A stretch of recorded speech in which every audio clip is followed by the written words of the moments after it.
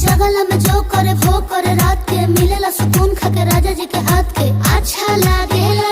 कमर ककरी से भइल काटा हरावा हो गलिया लागेला जान टमाटरावा हो गलिया लागेला जान टमाटरावा हो। कहे तोर गया तुझको मैं पार करना अपने खाला पहले हम के खिया करना तबे भइल बा कमरिया मोर चाह करना तबे भइल बा कमरिया मोर चाह करना चाह करना।